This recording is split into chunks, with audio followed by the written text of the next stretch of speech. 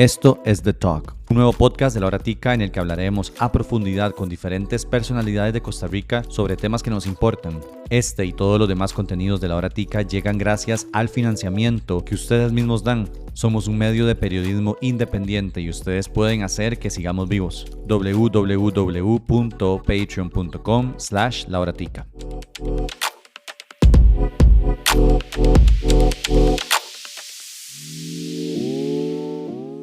Hola, ¿cómo están? Mi nombre es David Barrientos. Bienvenidos y bienvenidas a The Talk, un espacio del medio independiente La Hora Tica. Acá tenemos conversaciones profundas sobre temas que nos importan.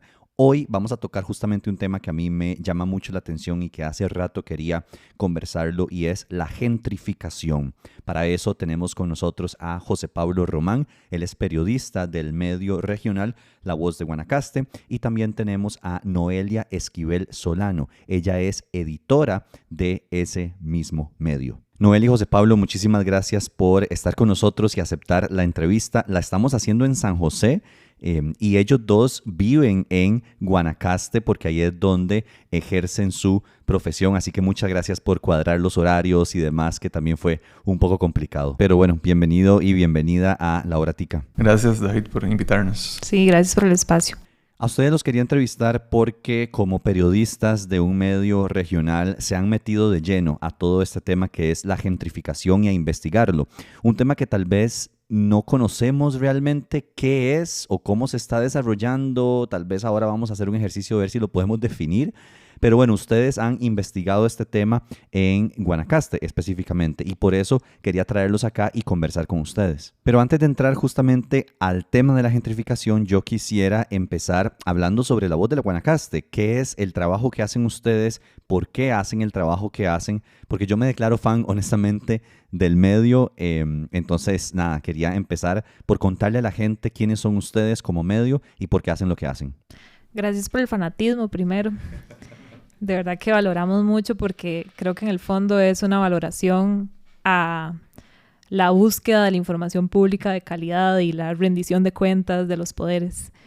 En La Voz, yo llevo trabajando en La Voz 7 años y una de las primeras coberturas que me mandaron a hacer, y que valga decir que iba por hacer práctica, digamos, para graduarme en la universidad, era ir a cubrir el conflicto en Sardinal porque querían llevar agua de Sardinal al Coco y la comunidad estaba súper preocupada de que se iba a quedar sin agua, y porque había un fondo, ¿verdad? Y de que no habían suficientes estudios, o al menos no se le estaban transparentando a la gente, de que construir un acueducto para llevar agua al Coco de verdad les iba a garantizar agua en el futuro. Entonces, realmente en La Voz venimos hablando de estos conflictos sociales, ambientales también, que se han estado dando desde hace mucho tiempo.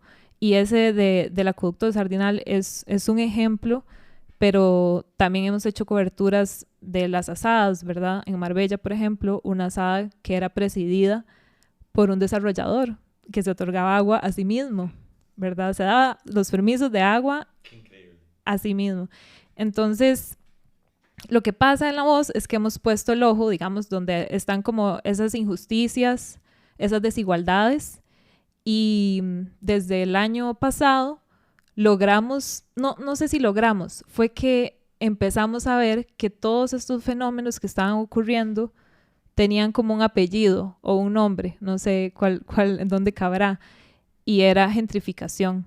Entonces, a partir de eso, decidimos publicar un especial específico, ¿verdad? O sea, para hablar de eso, que le hemos ido metiendo otros capítulos y le vamos a seguir metiendo otros capítulos en la medida de que vayamos profundizando en historias y realidades que están ocurriendo en otras comunidades de Guanacaste.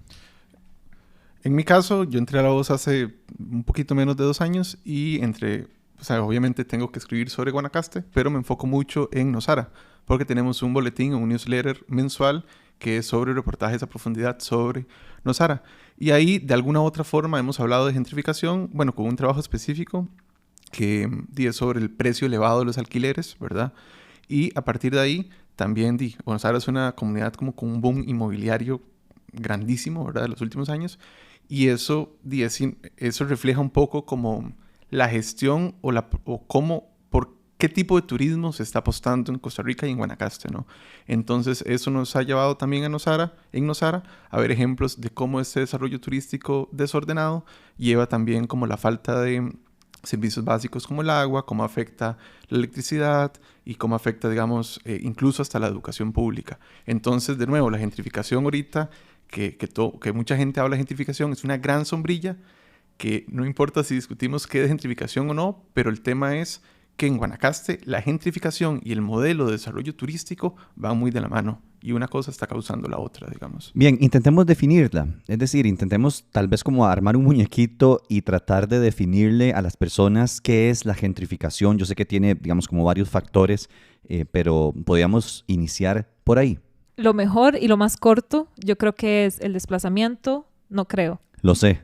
Lo mejor y lo más corto es decir que es el desplazamiento de una población por otra que viene con mayores recursos económicos y que entonces todo en ese entorno empieza a responder a las necesidades de esa gente con mayores recursos económicos. Pero ojo, la gentrificación no necesariamente incluye al turismo. Lo que tenemos en Guanacaste es un desarrollo turístico, ¿verdad? De un modelo por el que se está apostando de X forma y la gentrificación está ahí, ¿verdad? A la par. Pero es interesante que la gentrificación también se puede dar dentro del territorio nacional entre nacionales. Pero en Guanacaste, obviamente, al estar lleno de lugares turísticos, pues se mezclan estos dos fenómenos y causan pues todos estos impactos. El desplazamiento es cuando las personas... no sé si nativas es una palabra correcta, pero las personas locales, por ejemplo, las personas que viven ahí, ya no pueden vivir ahí y tienen que irse a otros lugares. De eso estamos hablando cuando decimos desplazamiento. Sí. Sí, que después es como una espiral, ¿verdad? Porque de repente estos desarrollos, por lo menos en la costa de Guanacaste, requieren mano de obra que, digamos, que gente de San José está yendo a vivir a Guanacaste para trabajar en trabajos más especializados. Pero estas personas, aunque son mano de obra calificada, tampoco encuentran dónde vivir. Entonces empieza a ser como otra capita, ¿verdad? Y de repente los mismos, digamos, muchos extranjeros que vinieron hace muchísimos años a Costa Rica empiezan a quejarse del desarrollo que están trayendo nuevos extranjeros y se hace otra capita. Entonces es como una espiral de desigualdades que mientras el desarrollo turístico siga apostando como por este modelo, y obviamente va a seguir acrecentando esa espiral de desigualdad. Y que además va creciendo, porque hace algunos años se empezó a dar sobre todo en la mera costa, ¿verdad? Era como este objetivo de las personas que vienen a vivir a Guanacaste, sobre todo extranjeras, con economías mayores, ¿verdad? Era llegar y poner su casa, construir su casa al frente de la playa, ¿verdad? El beachfront. Y se ha acrecentado y ahora es Ocean View, ¿verdad? Esos cerritos, ¿verdad? Que además están pelones y ahí construyen su casa para ver la playa. Lo que nos habían explicado es que mucho de esto viene por las segundas residencias, o sea, es gente que viene aquí a construir una casa para venir a vacacionar, ¿verdad? O quedarse la mitad del año y la otra mitad del año vuelve a su país de origen. Así es como se está tejiendo en las comunidades guanacastecas. Y durante esa mitad del año no es que la casa pasa pagada, ¿verdad? Generalmente se puede utilizar también para Airbnb y eso genera otras dinámicas también de cuál es el valor de la vivienda y los negocios inmobiliarios en la costa guanacasteca. Entonces, claro, la mitad del año yo vengo a pasear con el Ocean View y la otra mitad del año, pues, la alquilo en Airbnb. Por eso nos alquila generalmente a larga estancia. Son alquileres de 3 meses, 2 meses, que de hecho no son tan legales, ¿verdad? Explíquenme, por lo menos de lo que ustedes han podido investigar, la diferencia entre la gentrificación y ese modelo de desarrollo turístico. Sí me interesa saber cómo ese modelo de desarrollo turístico en Guanacaste no sé si ha propiciado o se ha mezclado tal vez con la gentrificación. Yo creo que una respuesta tal vez muy al grano es que se apuesta por un desarrollo turístico orientado a personas con ingresos muy altos. Es un turismo de élite.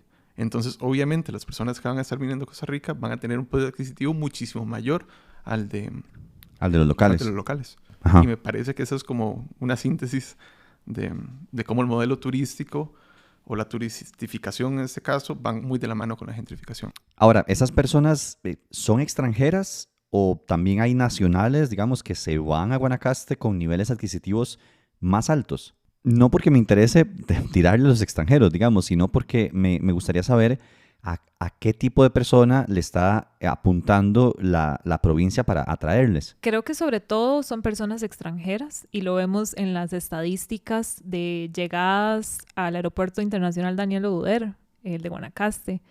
O sea, cada año ese aeropuerto está rompiendo récord de visitación y esa visitación, de nuevo, no es solo turismo de una semana. O sea, es gente que entra y sale y se queda una cantidad de meses determinada. Entonces, ese creo yo es el principal nicho, digamos, de lo que está ocurriendo con las segundas residencias y con el turismo, es personas extranjeras. Pero también ha ocurrido mucho, sobre todo desde la pandemia y lo que ha permitido de trabajar desde casa, ¿verdad? A muchas personas en muchos sectores, es que mucha gente de la meseta central se ha ido a vivir allá también, ¿verdad? Y los ingresos que te pueda dar trabajar en determinado lugar no son comparables con los trabajos que tienen en Guanacaste las personas que terminan trabajando en estos grandes desarrollos, ¿verdad? Empleadas domésticas, trabajadores de la construcción, ¿verdad? Entonces, sucede a ambos, sucede más con personas extranjeras. Bueno, un ejemplo, nosotros en este trabajo que mencionaba ahora de los precios de los alquileres en Nosara, yo entrevisto a una arquitecta que vivía en Curridabat, Pinares. Uh-huh. Pinares. Uh-huh. Y a ella la contratan en Nosara. Ella se va a vivir a Nosara, es arquitecta, y me cuenta que le alcanza para alquilar un apartamentito súper chiquitito, y así me dijo, no me cabe ni un colchón inflable si quiero invitar a un amigo. Y eso es una arquitecta que contrataron allá. Entonces, vuelvo a lo mismo. Se hace una espiral de desigualdades y cada vez son más capitas y más capitas y más capitas, ¿verdad? Y eso es porque el precio del alquiler es altísimo, entonces. Es decir, un cuartito vale, ¿qué? No sé, $1,000, $1,200. Precios absurdos. Claro. Y las únicas casas que, entre comillas, son accesibles, generalmente las pueden ir ocupando, qué sé yo, tal vez la mano de obra nicaragüense que viene a construir los hoteles o que viene a construir las casas, qué sé yo. Entonces, viven, yo entrevisté a un nicaragüense, de hecho, por otro tema, que vivía, era por temporadas, pero eran temporadas que me decía, aquí vivimos a veces hasta 9. Y era una casita tipo de bono, de 2 cuartos, y él vivía en un cuarto con su esposa y su hijo. Y los otros 6, las otras 6 personas. Si pudiéramos tal vez como definir algunas o las más importantes afectaciones que tiene tanto este modelo de desarrollo turístico como la gentrificación, ¿cuáles serían? Tal vez como en una comunidad tipo Nosara o en una provincia entera incluso. Creo que el principal ahorita es el acceso a los servicios públicos, o uno de los principales. O sea, estamos viendo, es harto sabido la crisis del agua en Guanacaste y todo el rompecabezas que se ha armado o se ha tratado de armar desde gobiernos anteriores para rellenar ese vacío de desabastecimiento, sobre todo en la costa, y que la gente lo vive a diario, ¿no? O sea, y en varios sentidos. Ve cómo se construyen hoteles grandes, ¿verdad? A los que nadie sabe cómo, si le dan agua, y en su casa les cortan el agua quién sabe cuántas horas al día. Y también, o sea, más de a la par del tema de electricidad, se está de agua se está sumando el de electricidad. Y eso, José, puede profundizarlo. Sí, yo me enfoco mucho en Nosara, porque como dije al principio, es la comunidad de donde más escribo por el tema del boletín. Esto no quiere decir que solamente esté pasando ahí, pero por ejemplo, con la presión de los servicios públicos, el ICE... A ver, yo estoy en un chat en WhatsApp sobre cortes eléctricos en Nosara y es una locura. O sea, todo el día, todos los días, la gente está poniendo no tengo luz, no tengo luz, no tengo luz, no tengo luz, no tengo luz. ¿Qué nos dijo el ICE? De ahí, honestamente, no tenemos la capacidad para suplir de energía con el crecimiento inmobiliario que hay en la zona. Repito, no solo en Nosara, pero yo me estoy centrando en Nosara porque es donde más conozco. Ahí hay un ejemplo de electricidad. Ahora hablemos... Y estas personas que ponen en el chat, no tengo luz, no tengo luz, no tengo luz, no es el hotel. O sí. Está mezcladísimo. Pero la mayoría, ¿quiénes son? O sea, gente común y corriente en sus casas. No, está mezcladísimo, pero obviamente los hoteles muy grandes van a tener su planta. Pero sí hay hoteles y hay Airbnbs que se ven súper afectados. Claro, y todo el mundo está en ese chat. Es un chat muy diverso como Nosara. Pero también hablemos del agua. Ahorita, por ejemplo, una de las asadas de Nosara no tiene factibilidad técnica para dar más permisos de construcción porque simplemente no tiene la cantidad de agua para suplir la necesidad de una parte de la comunidad. Porque hay varias asadas y se encargan de varios segmentos. Pero de nuevo, no solo en Nosara, en todo Guanacaste hay 22 asadas sin factibilidad técnica para dar permisos y básicamente es, no quiero animarme a decir que el 100% porque lo desconozco, pero sí sé que la mayoría es porque tienen un balance hídrico negativo. Eso quiere decir que no tienen la capacidad de suplir la necesidad. O sea, la provincia, bueno, la comunidad específica sí, pero también la provincia no está teniendo la capacidad, o sea, no da abasto. Es tanto el crecimiento, digamos, tal vez tan desmedido o tan descontrolado que no está dando abasto. Entonces tienen que construir nuevos pozos para aumentar ese balance hídrico. El problema es que si el desarrollo sigue siendo así de desordenado, va a seguir siendo un juego, ¿no? De me falta, le doy más, le falta, le doy más. Y esas presiones obviamente van al Estado. Porque obviamente están presionando al ICE para que aumente su capacidad, obviamente están presionando a las asadas y a la IA para que aumente su capacidad. Y hay otro montón de ejemplos que ya salimos un poco de los servicios básicos, que si quiere podemos mencionar, por ejemplo, la presión a los recursos naturales. Ahorita quiero entrar al tema ambiental, pero ¿a quién le corresponde velar porque se dé este desarrollo o este crecimiento de forma pues medida, de forma balanceada? A las munis, claramente, pero ¿a quién más? ¿Cuántas municipalidades, por lo menos, digamos, Nicoya no tiene un plan de regulador costero, que es diferente al plan regulador, digamos, del centro? Y Nosara está en Nicoya, Sámara también. Quiere decir que el desarrollo que se está dando ahí es sin un plan regulador. Liberia está trabajando en un plan regulador costero y me gustaría tal vez que comente un poco qué es lo que está pasando en Liberia con ese plan regulador. Y Santa Cruz tampoco tiene. Tampoco tiene plan regulador costero. Lo que ha pasado, o sea, que aparte esto fue una cobertura reciente, ¿verdad? Porque qué importante tener esas conversaciones en las comunidades del papel que juegan los gobiernos locales en dar orden a esto, ¿verdad? Es que todo está desordenado, se desborda así a las manos. Y la Munidad Liberia está impulsando este plan regulador, o sea, en el proceso de creación del plan regulador. Y resulta que en la división territorial, ¿verdad?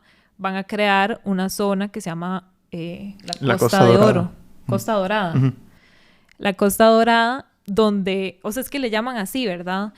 Y lo que han explicado es que realmente ahí se va a permitir todo tipo de desarrollo, que la idea es que haya pulperías, pero que también haya restaurantes grandes y que haya casas pequeñas, pero que también haya hoteles grandes. Y bueno, ahí hay un punto cuestionable. De verdad, van a poder coexistir, ¿verdad? O sea, ahí hay un conflicto porque uno va a terminar aplastando al otro. Y sabemos cuál va a terminar aplastando a cuál. Exacto. Y en medio de toda esa construcción, son 6,000 hectáreas de Costa Dorada, donde incluyeron, parece que por error, a un refugio de vida silvestre, Iguanita. El refugio de vida silvestre, Iguanita. Entonces dicen, sí, ya nos hicieron ver el error, ¿verdad? Pero, ¿qué estás priorizando, verdad? A la hora de hacer este tipo de planificación urbana y del desarrollo. Desarrollo es una palabra que yo cuestiono mucho. Es como del crecimiento constructivo, pero desarrollo suena como progreso. Y creo que en Guanacaste ahorita esa conversación está ahí en la superficie, ¿verdad? ¿Qué desarrollo está realmente trayendo esto? ¿Y qué tipo de empleo se está trayendo? Con respecto a si la pulpería va a poder sobrevivir a alguna inversión gigante a la par, hay un ejemplo muy didáctico, que aquí lo busqué porque no me acordaba el nombre. Hay un capítulo de South Park que se llama El pueblo dentro de la ciudad. Okay. Y si ustedes quieren entender qué es la gentrificación y quieren divertirse y reírse y quieren saber si la pulpería va a sobrevivir al gran desarrollo, vean ese capítulo y les va a quedar clarísimo. ¿Cómo se llama? El pueblo dentro de la ciudad. Ok, Búsquenlo, busquen South Park para aprender también. Aquí me voy a desviar un pelito del tema, porque sí me interesa tocar esto rapidísimo. Yo no sé honestamente si la voz ha investigado este tipo de cosas, pero ¿saben si hay como algún tipo de corrupción comprobada entre las municipalidades o algunas municipalidades y estas construcciones o estos constructores, digamos, de todo el desarrollo que se está dando en Guanacaste? Bueno, primero decir que somos un equipo muy pequeño y realmente adentrarnos en esto es prioritario para nosotros y está en camino. Ok. Voy a aprovechar y meter la cuchara acá para decirles que La Voz de Guanacaste es uno de estos medios independientes, ¿verdad? Que la pulseamos muchísimo, La Horatica, La Voz de Guanacaste, somos este tipo de medios. Entonces voy a aprovechar lo que no está diciendo para invitarles a financiar La Voz de Guanacaste también. Entonces no sé si me pueden comentar cómo se financia La Voz de Guanacaste o cómo puede la gente más bien financiar este medio. Sí, gracias. Trabajamos siempre con las uñas y de verdad cada aporte que nos puedan hacer es demasiado valioso para nosotros y esos aportes son tan diversos como desde un apoyo en nuestras redes sociales y seguir el trabajo que hacemos hasta apoyo económico. Recibimos donaciones por SIMPE, 8470-2648. Dígalo otra vez, pero más despacito, porfa. 8470-2648, donde además pueden contactarnos por cualquier situación que quieran comentarnos. Y en el sitio web de La Voz, vozdeguanacaste.com, encuentran nuestra plataforma de donaciones, que es mediante tarjetas de débito y crédito. Bien, donen, gente, donen a La Voz de Guanacaste, donen a La Horatica también, pero a La Voz de Guanacaste, que somos este tipo de medios que estamos intentando llevar información relevante y hacerles a ustedes saber lo que está pasando, La Voz de Guanacaste específicamente allá en esa provincia. Hablemos ahora sobre el tema ambiental. ¿Qué han descubierto ustedes con sus investigaciones sobre cómo este desarrollo turístico / gentrificación ha afectado el ambiente en esa provincia? Hemos cubierto varias historias, una que ahorita está viva, recién publicamos una nota sobre la afectación en los monos, ¿verdad? O sea, esto que decía José Pablo antes, la cantidad el nivel de, yo no sé cómo se explica esto, el voltaje eléctrico, digamos, que llevan los cables ya no están siendo suficientes para estrategias que incluso se han implementado de recubrimiento del cableado eléctrico para proteger no solo los monos, ardillas y cuestiones, ¿verdad? Que andan en animales, no cuestiones, animales. Seres vivos, digamos. Que andan en los cables y están muriendo, pero a montones. O sea, la gente a cada rato graba cómo los monos andan ahí y de repente mueren. Por eso hay un centro de rescate, sobre todo enfocado en monos congos bien grande ahí en Nosara, porque es una historia, Nosara siempre sale a relucir en las historias sobre cómo hay afectación ambiental. De hecho, hay un número, ¿verdad?, de las denuncias ambientales por invasión a zonas protegidas. De hecho, Nosara es el distrito número 3 de todo el país con más denuncias por invasión a áreas protegidas. Y recuerden, o no sé si lo saben, Nosara está a la par, o es vecino, de el Refugio Nacional de Vida Silvestre Ostional, que, no sé si lo saben, pero es uno de los lugares del mundo donde más tortugas llegan mes a mes. Y claro, es un área protegida, pero tenés de vecino a Nosara, con un boom inmobiliario, con todo lo que hemos hablado, y es el tercer distrito de todo el país con más denuncias por invasión. El cuarto es Coajiniquil de Santa Cruz. Claro, estos datos son del 2021 a septiembre del 2023. Sí, son recientes. Claro. Entonces, voy a darlos en orden. Cahuita, Talamanca es el número 1 con 52 denuncias. Colorado, Pocosí, el número 2 con 39. Nosara en Nicoya, 38. Y después, de cuarto lugar, Coajiniquil de Santa Cruz con 9. Entonces, vean la diferencia. Imagínense ya los otros distritos son menores de 9. Entonces, hay un... Y aprovecho porque hicimos en una entrega del boletín, creo que el titular fue ¿Cómo es ser vecino de Nosara? Refiriéndonos a, obviamente, Ostional. Y aquí hablamos de estos datos, de las denuncias por invasión a áreas protegidas. También hablamos del crecimiento sin un plan regulador costero y sin un reglamento temporal de construcciones, también que está por ahí engavetado, pese a que lleva años de haberse formulado. Y también la contaminación que en temporada lluviosa se arrastra a las playas, porque hay una organización que todas las semanas hace muestras de agua en Playa Guiones, que es de Nosara, Playa Pelada, que es de Nosara, y en la desembocadura del río. Y en temporada lluviosa hay muchos de los días que no es recomendable entrar al agua, porque usted puede, hay muchas, que no me acuerdo cómo se llaman las bacterias, pero caca, digamos, humana y también de animales se ha detectado que puede causar enfermedades a los bañistas. Cuando ustedes me hablaron ahora del Ocean View y de estos cerros, Noelia ahora dijo, esos cerros están pelados o algo por el estilo. ¿Están pelados porque así son esos cerros o están pelados porque los pelaron para las construcciones? Es una gran pregunta que tal vez vamos a responder pronto, ¿verdad? Como entender cómo ha cambiado el uso de suelo en Guanacaste, también con respecto a este crecimiento urbanístico y de construcciones.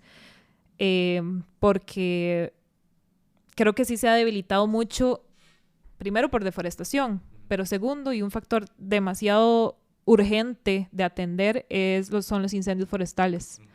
Entonces, los suelos se han degradado tanto que aunque queda el armatoste ahí del árbol, o sea, ya no tiene la capacidad de recuperarse, ¿verdad? En la época lluviosa. Entonces, creo que lo que más ha estado afectando es los incendios forestales, pero al mismo tiempo hay muchos cuestionamientos de cómo surgen esos incendios forestales, ¿verdad? Si son provocados casi siempre, no casi siempre, o sea, está determinado por bomberos de Costa Rica que más del 90% de los incendios son provocados. Y eso no es solo por daño ambiental, eso posiblemente también tiene ciertas intenciones de cambiar el uso de suelo, de hacer más fácil ciertos procesos de construcción. Justamente hoy me aparece un meme que se ve como un balcón, ¿verdad? De lujo, y se ve como una caricatura ahí viendo su vista, que es un cerro, y el cerro está en llamas. Y ella está como pensando como, ahí podría estar mi próxima casa.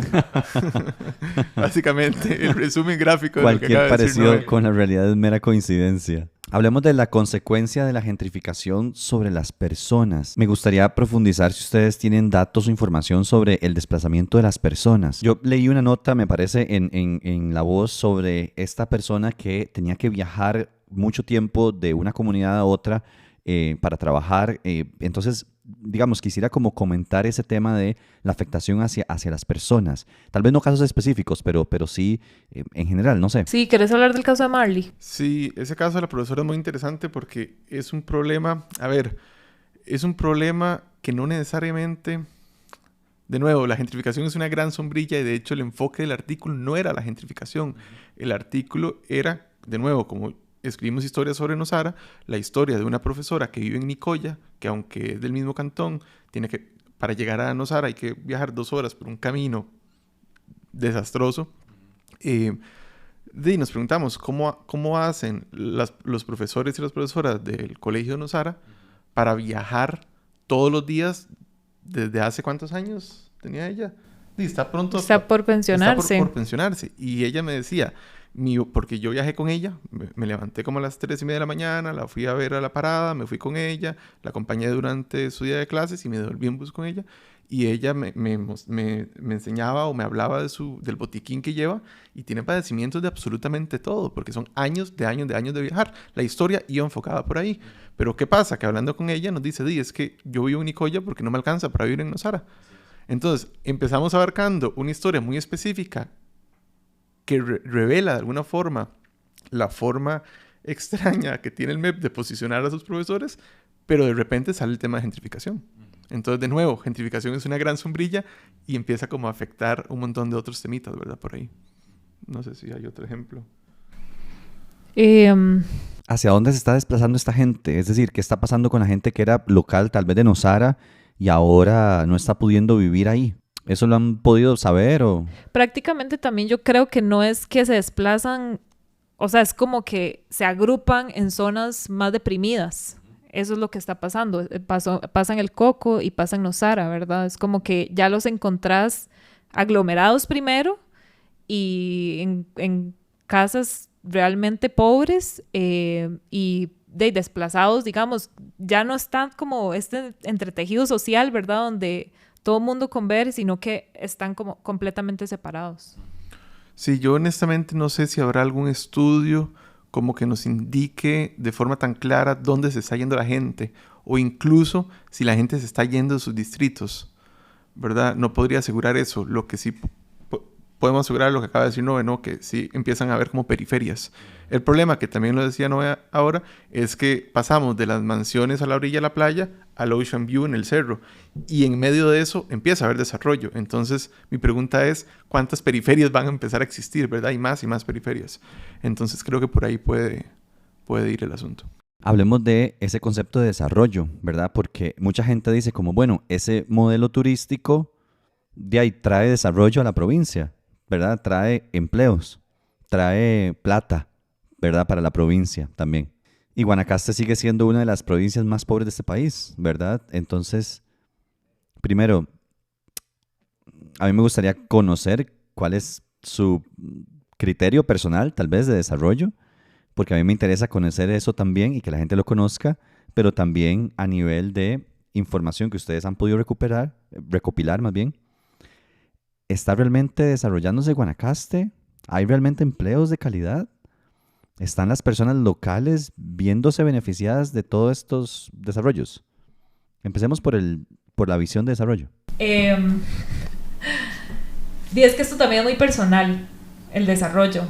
O sea... Pero eso es lo que quiero, Noelia. Quiero conocer, está bien, apartémonos un poquito de los hechos ahorita, pero quiero conocer su opinión sobre qué es el desarrollo. Para mí el desarrollo es lo que te dé calidad de vida y una calidad de vida equitativa, ¿verdad? O sea, como comunidades donde todos vayamos progresando y tengamos agua y tengamos electricidad y tengamos empleo de calidad y tengamos un acceso a la educación y educación de calidad. Entonces, si el desarrollo lo vemos solo como cemento, lo que está ocurriendo en Guanacaste no es desarrollo. O sea, tenemos, desde que ocurrió el terremoto de Cinchona, de Sámara, Brasilito se quedó sin escuela, por ejemplo.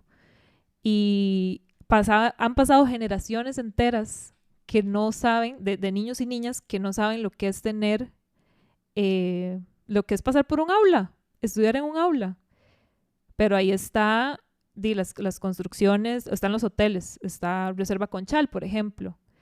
Entonces, Brasilito, Conchal se están desarrollando, no sé. ¿Hay construcción? Sí. ¿Hay educación de calidad? No. ¿Hay empleo de calidad? Tampoco. O sea, entonces, ese término me parece súper valioso de cuestionarlo. De nuevo, yo prefiero llamarle como crecimiento constructivo, pero desarrollo en sí, ¿para quién? Depende. O sea, depende a quién le haga la pregunta. Habrá quienes piensan diferentes. Yo estoy en esa misma acera. Yo pienso desarrollo en la misma forma en la que usted lo piensa y habrá gente que lo piense diferente. Pero con lo que ustedes me están contando, no existe, y nuestra visión de desarrollo, no existe un desarrollo real en la provincia, ¿verdad? Y específicamente en estas comunidades que usted menciona. ¿Cómo son los empleos en la provincia y en las comunidades en las que ustedes han podido investigar?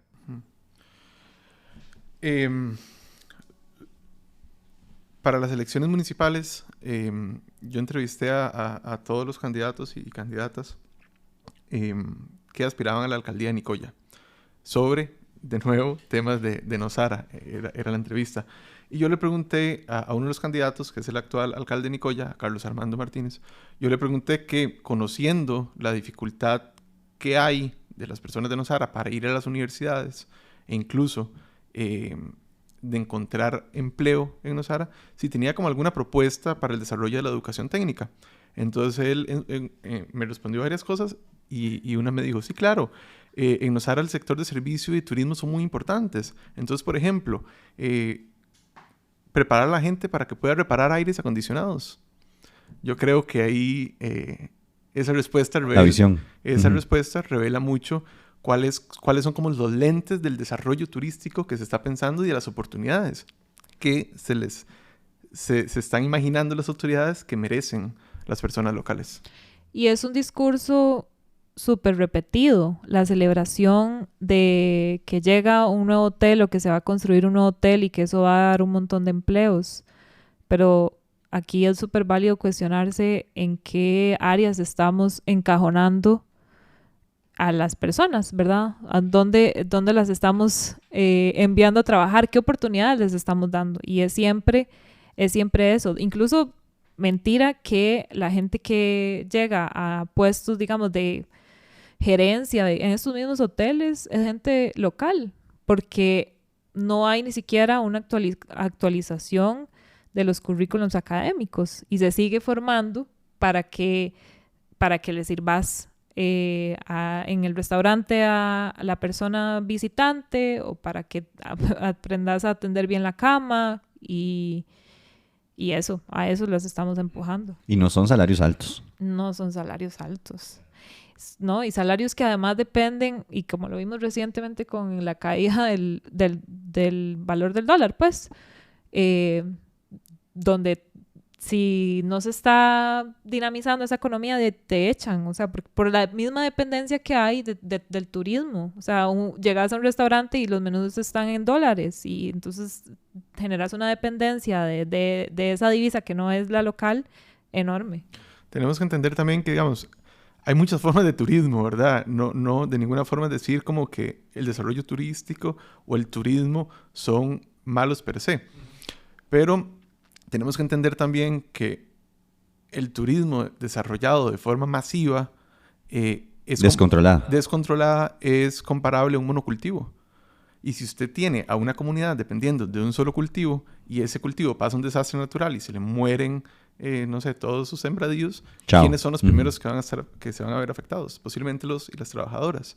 Igual pasa con el turismo, ¿no? Es como depender de un eslabón que está siendo muy frágil porque usted no está construyendo desde las bases de las comunidades cómo gestionar su propia comunidad y cómo hacer un turismo más comunitario, por ejemplo. Entonces, desde mi perspectiva, creo que es un desarrollo muy, muy frágil que en cualquier momento, por la caída del dólar, por X, por cualquier cosa, podemos caer en una afectación y ahí sí, los locales van a ser los más afectados, son los primeros, por lo menos. ¿Dónde se está yendo la plata? Es una pregunta que yo siempre me hago con Guanacaste. Con Guanacaste más porque el turismo llega mucho a Guanacaste. Pero también me la hago con Limón, por ejemplo. Que en turismo es más bajo en Limón, pero tiene la terminal de contenedores, digamos. Y tiene un puerto de Moín. Yo siempre me pregunto dónde se está yendo la plata que llega a las costas de este país, ¿verdad? Porque, a ver, a Guanacaste llega plata. Y llega gente con plata. ¿Dónde se está quedando esa plata? Es que se mueve entre ellos mismos y ellas mismas. O sea, no es una plata que baja en los eslabones y llega a la señora que hace tortillas. O sea, es una plata que se mueve entre personas, no decir personas extranjeras, pero personas locales. Personas con plata. ¿Verdad? Que hicieron el restaurante. No hay una dinamización de la economía ahí. Hace poco... Perdón. No, y nada más, también como con eso de dónde se está yendo la plata, recordé que justo el plan regulador de Liberia, a ver, lo que digo es, también está siendo atractivo para las municipalidades tener ingresos por construcciones. El plan regulador de Liberia se financió con los impuestos que pagó un solo hotel, una sola construcción en la costa. Es un círculo vicioso con las municipalidades, ¿verdad? Porque comentábamos fuera del micrófono ahora que las municipalidades se financian mucho por los impuestos que pagan, digamos, de estas propiedades y porque haya más construcción y demás, y entonces con eso se financian. Entonces, ¿de dónde voy a negar yo como alcalde, por ejemplo, una construcción o un permiso de construcción? Es como un círculo vicioso. No sé cuál sea la solución. Tal vez no es el momento de explorarla aquí, pero es un círculo vicioso que existe en este momento. Sí, yo quería añadir dos anécdotas. Hace poco fuimos a... Era como una muestra de un posible dron que podía transportar personas, ¿verdad? Entonces, el objetivo... O sea, un helicóptero. No. Mentira. Sí, pero es... Ay, no sé cuál es la palabra. Nadie lo maneja en sí. Claro. Se monta Claro. y desde abajito lo manejan como un dron, ¿no? Ok. Entonces, sí. claro, en el discurso oficial decían, esto puede ayudar mucho a la salud pública porque usted puede mover enfermos y medicamentos, etcétera. Pero también se hacía mucho hincapié al turismo. Entonces, claro, se hacía hincapié de poder transportar a turistas que se bajan en el aeropuerto de Liberia y llevarlos a su hotel. Entonces, si llega un turista con mucho dinero al aeropuerto de Liberia en un futuro, llega este dron y lo recoge y lo deja en el hotel, dígame usted dónde está el encadenamiento. ¿Dónde se queda el dinero de ese turista? No pasa por la calle. No pasa por los locales de la calle ni almuerza por ahí. Se quedan 2 lugares. Y ni siquiera tiene un piloto, digamos, tico ahí, ¿verdad? Piloteando la nave. Vamos cerrando y quisiera conocer, a ver, ninguno de nosotros conocemos el futuro, entiéndame la pregunta, pero ¿cuál es el futuro para Guanacaste? ¿Se ve tal vez como alguna luz al final del túnel? ¿O estamos destinados como a que nos invada aún más este fenómeno, ¿verdad? Desde las investigaciones que ustedes han hecho, desde lo que ustedes conocen en la zona, ustedes viven en Guanacaste, es decir, ¿qué podemos esperar para la provincia? Yo creo que hay algo que preocupa mucho, no solo en temas de turistificación, gentrificación, sino que aplica para muchos otros, y hay una desorganización social. O sea, estamos desarticulados como sociedad. Cada quien está en lo suyo, nadie se mete en lo del otro, no nos importa reunirnos para discutir, y eso lo vemos en Guanacaste con este tema. A nivel ambiental, a nivel social, a nivel educativo, todo el mundo sabe los problemas, pero nos cuesta como dar el paso para organizarnos y tomar acuerdos y protestar y exigir y reclamar, ¿verdad? Entonces, creo que eso es preocupante, y algo también que es muy interesante, porque a mí me parece muy importante decir que esto no es una cuestión de extranjeros contra nacionales, y es bastante, o sea, esa conversación está ahí en la superficie, muy latente, ¿verdad? Y a veces hemos encontrado comunidades donde las personas preocupadas también son las extranjeras, y se meten a defender lo que creen, ¿verdad? Justo. Entonces, yo creo que hacia ahí es donde hay que apuntar, como a encontrarnos, a que la gente se encuentre puntos en común, y que está pasando, y que el otro día que andábamos en una gira en La Cruz, que es un cantón que está muchísimo más atrás en ese sentido de crecimiento urbanístico, un funcionario del área de conservación de Guanacaste nos decía que justo a eso es lo que están apuntando ahí en La Cruz, ¿verdad? O sea, a sentarse a conversar entre las comunidades para ver el valor que tienen en este momento todavía en sus recursos naturales, y que se apropien, que creo que es una palabra muy importante aquí, que se apropien para que vean que es suyo, digamos, y que tienen que defenderlo y protegerlo, ¿verdad? Y cuidarlo, y que si llega este tipo de apuestas económicas, siempre encontrar un punto medio, ¿verdad? Un balance. Entonces, yo creo que por ahí podríamos tener como un hilo de esperanza en la organización comunitaria. Sí, yo creo que el tema de la gentrificación se ha empezado a hablar en muchísimos lugares, ¿verdad? Tanto en la asamblea como las mismas comunidades. De nuevo, yo también noto como una desarticulación y un silencio, pero también noto como mucha gente indignada y tratando de llegar a algo. De nuevo, no sé si esto es esperanzador lo que estoy diciendo, pero se están empezando a mover cosas. ¿A dónde van a llegar esas cosas? No lo sé, pero sí, pronto va a haber una manifestación, por ejemplo. Desconozco la fecha, pero pronto va a haber una manifestación de varios grupos alrededor del país, no solo de Guanacaste, manifestándose ¿contra qué? Contra la gentrificación. ¿Qué es la gentrificación? Bueno, toda esa sombrilla, ¿no? Vamos a ver el día de la manifestación cuáles van a ser puntualmente las consignas, pero ya se está empezando a movilizar la gente.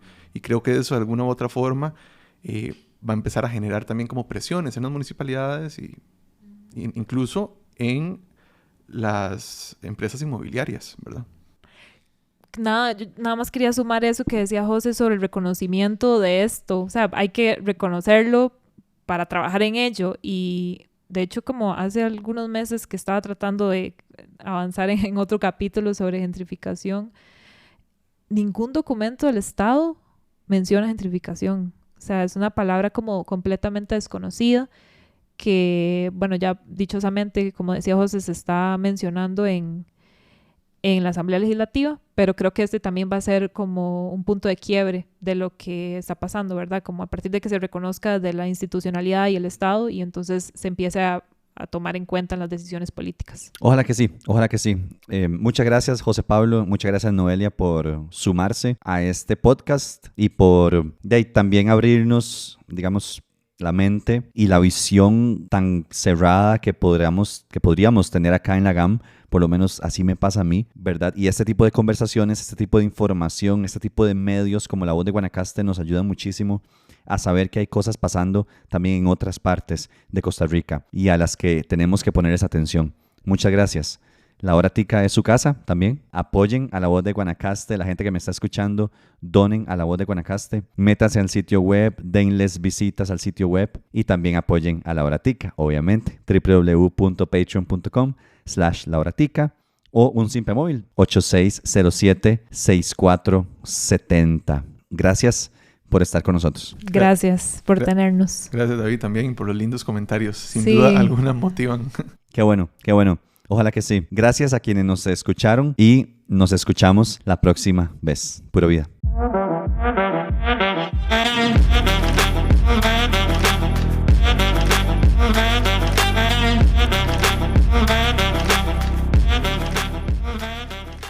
Esto es The Talk, un nuevo podcast de La Hora Tica en el que hablaremos a profundidad con diferentes personalidades de Costa Rica sobre temas que nos importan.